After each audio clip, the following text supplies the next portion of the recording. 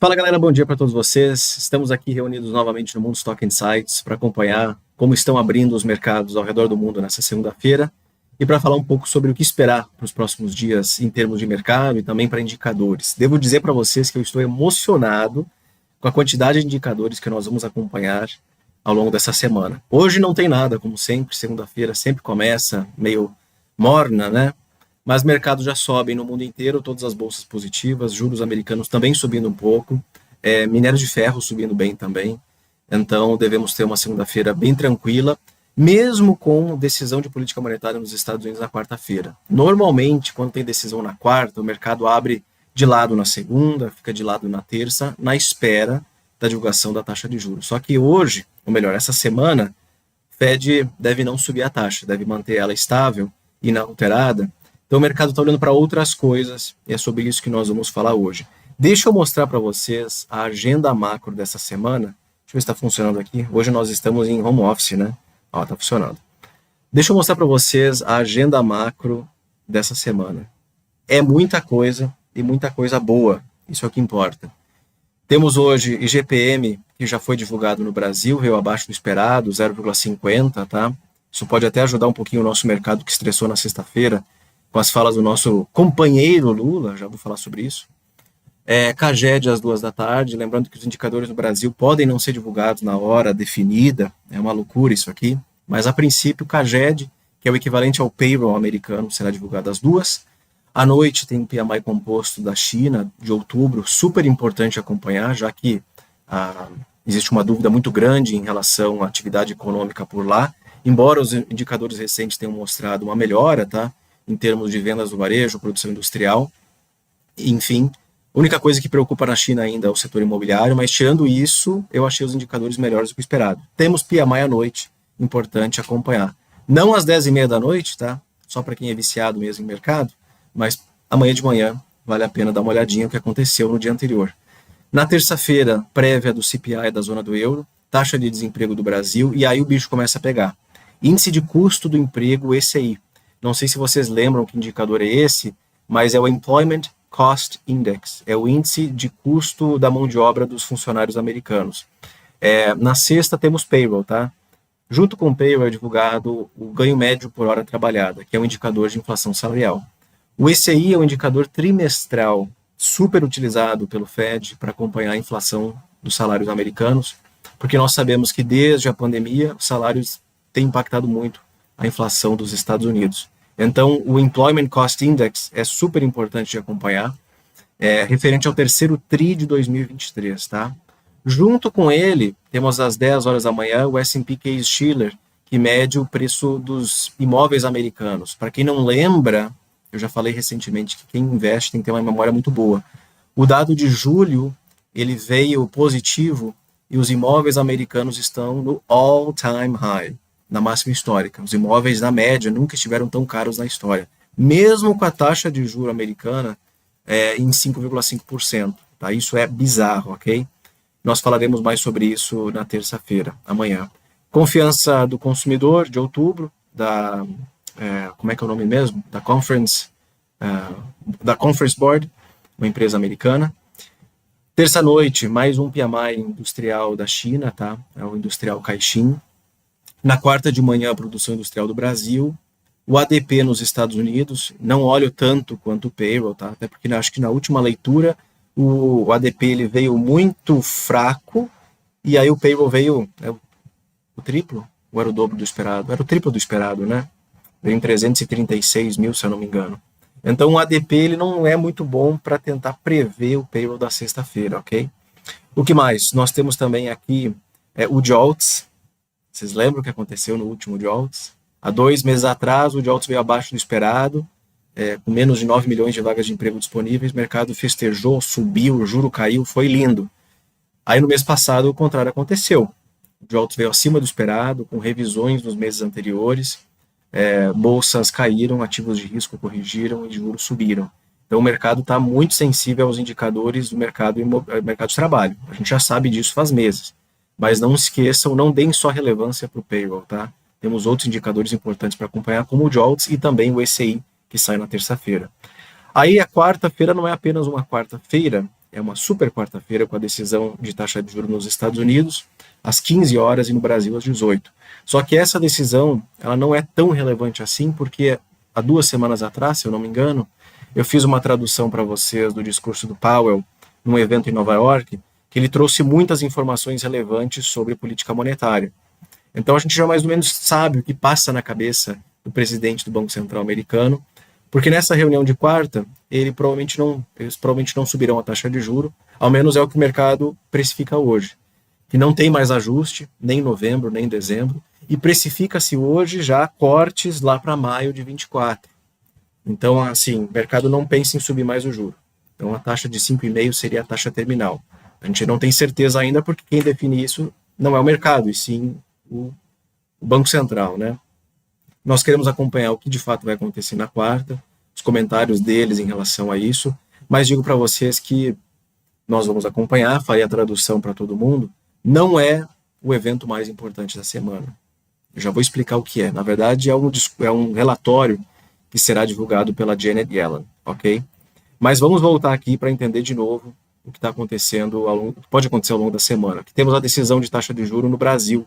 E aí essa decisão, ela vai trazer aí talvez uma nova informação relevante sobre a trajetória da nossa taxa de juros. Eu acredito que pode trazer informações sobre o impacto dos yields mais altos nos Estados Unidos na decisão das próximas reuniões do Copom, ok? Muito importante acompanhar a ata, no caso. Quinta-feira, pedidos iniciais por seguro-desemprego, ok, legal. Prévia do custo unitário da mão de obra, tudo bem. De novo, mais um indicador chinês após o fechamento dos mercados, no caso de noite, às 10h45, né, o terceiro da semana. Tem na segunda noite, tem na terça noite, na quinta noite. E aí, sexta-feira é payroll, né? Payroll, taxa de desemprego, ganho médio por hora trabalhada e PMI e ISM de serviços. Eu provavelmente esqueci um indicador aqui, ó. O PMI e ISM industrial americano na quarta e o PMI e ISM de serviços na sexta. Então, se eu for resumir para vocês, é uma semana de... não tem indicadores de inflação, a não ser inflação salarial. É uma semana de indicadores de atividade do Brasil, dos Estados Unidos e da China, e uma semana de indicadores do mercado de trabalho americano. Isso é muito acompanhado pelo Fed, é muito acompanhado pelo mercado, até porque nós queremos saber se a economia dos Estados Unidos vai desacelerar daqui para frente ou não. Vocês viram o PIB do terceiro TRI, lembrando que é uma informação atrasada, antiga, 4,9% de crescimento em termos anualizados. É muito forte, estamos falando de um PIB nominal de mais de 8% ao ano. Mas eu quero saber daqui para frente, vai continuar acelerando, vai desacelerar? Qual que vai ser? Temos indicadores essa semana que podem nos trazer informações relevantes em relação a isso.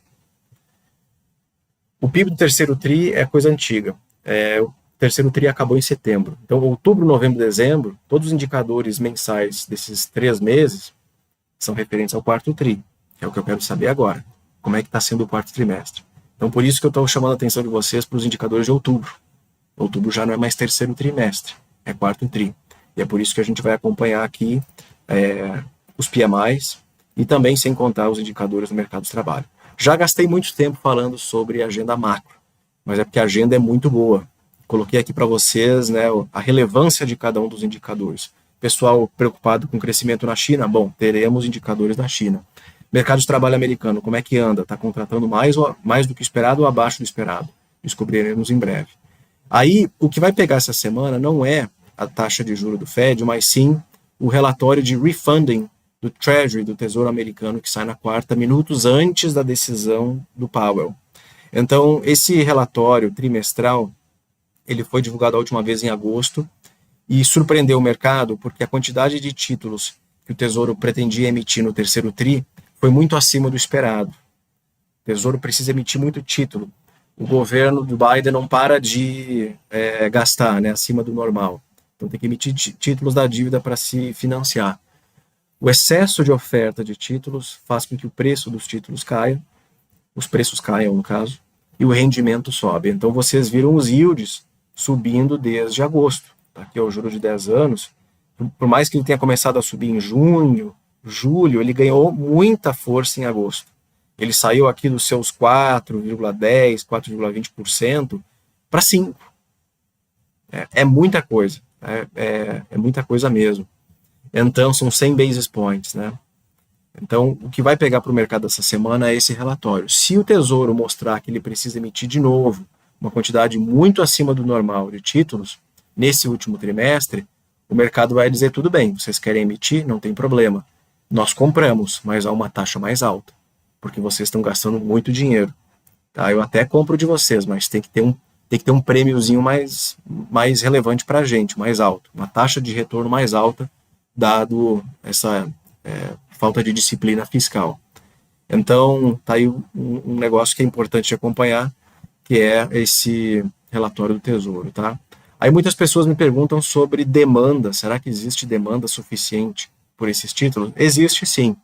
Entretanto, um pouquinho abaixo do normal, porque realmente existe esse risco de excesso de emissão de dívidas e o pessoal até compra, mas a uma taxa um pouco maior do que o normal, ok? Então, posso fechar isso aqui. Gostaria de falar um pouco sobre o nosso amigo Lula, né, que na sexta-feira soltou o verbo. Estava fazendo academia na sexta-feira, e aí o bom de fazer academia quando perde dinheiro é que o cara faz mais força. O problema é que está perdendo dinheiro. Eu não gosto disso, não. O que o Lula falou na sexta-feira que fez o mercado corrigir no Brasil?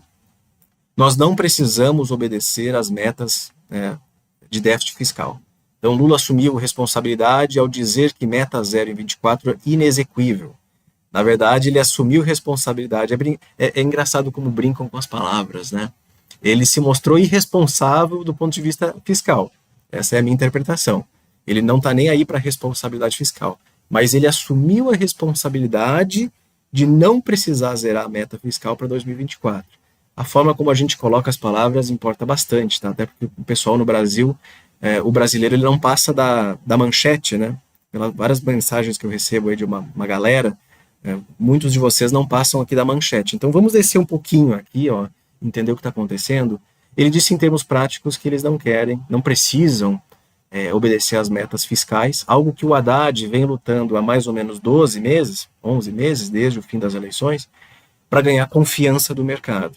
Não, veja só, nós vamos aumentar impostos, nós estamos fazendo de tudo para aumentar a arrecadação, para zerar o déficit de 2024.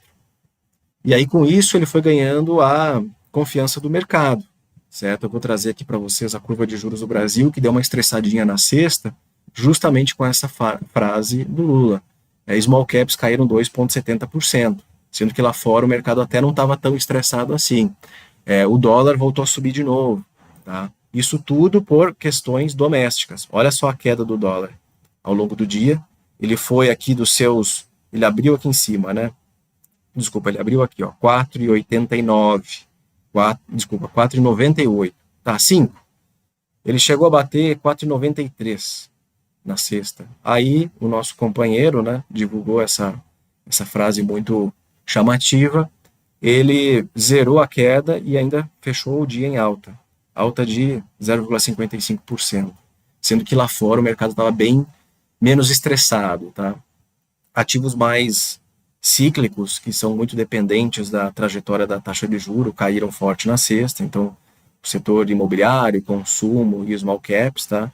Tudo por conta dessa fala aqui, e que nós sabemos que ela dificulta o trabalho do Banco Central. Essa fala dificulta a ancoragem das expectativas de inflação, embora nós não vimos nenhum efeito aqui dessa fala, por enquanto, no Boletim Focus. Eu acho que ela só vai afetar o Boletim Focus da semana seguinte. A única coisa interessante aqui, a expectativa de inflação para esse ano caiu para 4,63, tá? Uma das mais baixas em muito tempo, como vocês podem ver nesse gráfico aqui, inclusive dentro da banda superior da meta de inflação do Brasil. Uma pequena alta na expectativa para 2024, de 13,87 para 3,90, mas nada assim preocupante por enquanto, tá? Mas essa fala aqui não é boa não, tá? Isso aqui o mercado começa até a duvidar o que o Haddad vai falar daqui para frente, porque foram 12 meses conquistando a confiança do mercado. Nós estamos, né, trabalhando em busca do equilíbrio fiscal. E aí, de uma hora para outra, isso vai para zero.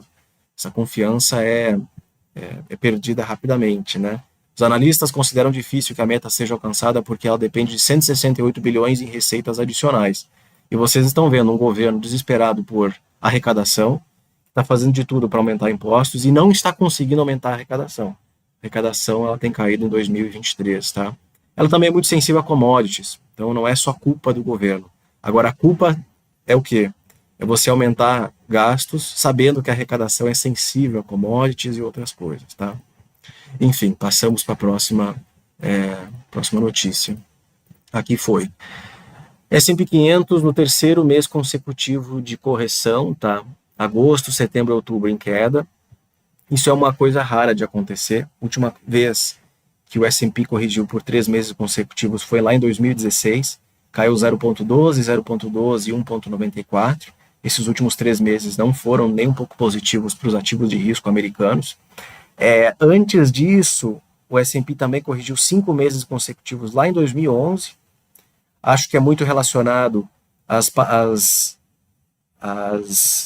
notícias da época em relação ao Tesouro Americano. Não sei se vocês lembram. Eu não estava no mercado financeiro na época, mas eu sei o que aconteceu. As empresas classificadoras de risco, elas reduziram a nota de crédito do Tesouro Americano, assim como fizeram em 2023. Então aqui gerou um belo de um sell-off no mercado. E antes disso foi 2008. Bom, mas daí 2008 estamos falando da crise do subprime ou coisa do gênero. Então é mais improvável, na minha opinião, que o mercado americano ele continue caindo agora em novembro e dezembro, por lógica assim, de probabilidade. Ok? Posso estar errado? Claro que eu posso estar errado. Vai depender do que acontecer nos próximos 2 meses. Mas, em termos de estatística, de probabilidade, é raro esse tipo de coisa acontecer.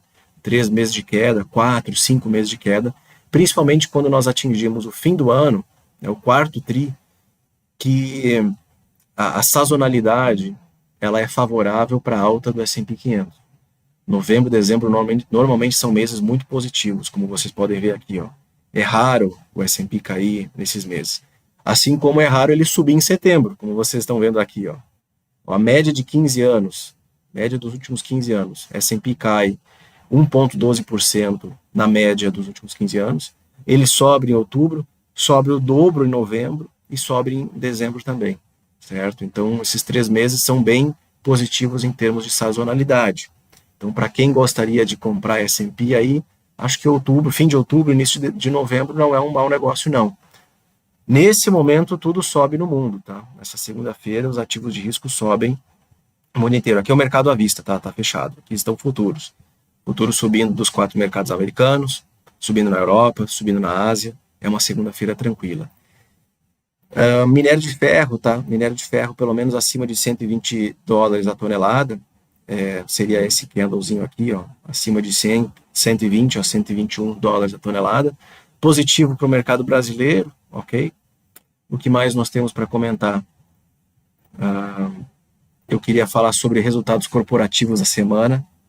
Super importante. Eu não sei o que é mais importante aqui, se é a semana macro ou resultados corporativos. Temos Pfizer, tem AMD, Caterpillar, PayPal, Palantir, Shopify, Lilly, Apple, que é o mais importante da semana, após o fechamento do mercado na quinta, tá? Apple vai mexer muito. Quarta tem decisão de taxa de juros, tem o relatório do Tesouro, quinta tem Apple, sexta tem payroll. Meu pai amado. Aqui nós temos uma postagem do Alexandre Schwartzman, economista, mostrando o resultado primário, isso é arrecadação menos gastos do governo brasileiro entre janeiro e setembro, tá? Tirando aqui 2021, esse aqui é um dos piores inícios de ano das contas públicas do Brasil da história, tá? Sendo que é um ano em que a economia do Brasil está crescendo acima do esperado, é um ano em que o mercado de trabalho brasileiro está melhor do que o esperado, o desemprego não subiu, mesmo com a taxa de juros permanecendo em patamar contracionista por tanto tempo. Tá? O governo brasileiro, governo de 2023, esse novo governo pegou nas suas mãos uma economia muito resiliente, e eu não estou aqui falando de políticos, estou falando de indicadores econômicos, em termos de atividade, surpreendendo para cima, em termos de mercado de trabalho, surpreendendo positivamente, com mais contratações do que o esperado, desacelerando, eu sei, mas melhores do que o esperado, e também com um desemprego que não subiu enquanto a taxa de juros permaneceu em trajetória ascendente e estável ali nos 13,75. Olha o que aconteceu em 2014, 15, 16, juros subiu, o desemprego subiu junto. Não aconteceu em 23, tá? E assim mesmo temos aí um déficit fiscal relevante para 23, tá? Outra coisinha, a renda dos americanos, excluindo transferências do governo, como pagamentos de benefícios e tal, é a maior da história. Então, para quem fala em uma economia fraca lá fora, cuidado com essas palavras, com essas afirmações. Querer que a economia americana entre em recessão é diferente de entrar em recessão. Tenho percebido várias postagens e comentários em relação a isso. Pô, e a recessão? Cara, por enquanto eu só vejo uma coisa acontecendo nos Estados Unidos.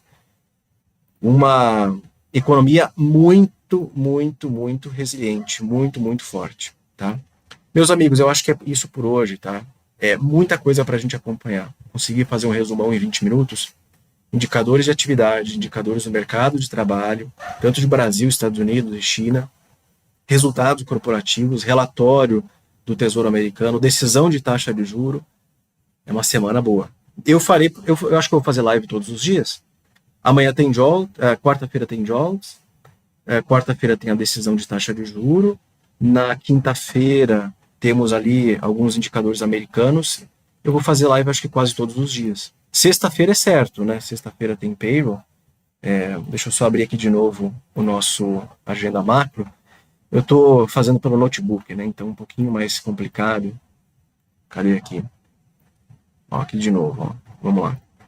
Decisão de taxa de juro na quinta. Não, na quinta eu não vou fazer live não, tá? É sexta, é quarta e... sexta e quarta. É isso aí. Quinta de manhã com os membros só. A gente vai falar sobre a decisão do Fed e também do Brasil. Quinta de manhã às 9h30. Aí já dá para acompanhar os pedidos iniciais e a prévia do custo unitário por mão de obra, tá? É isso aí.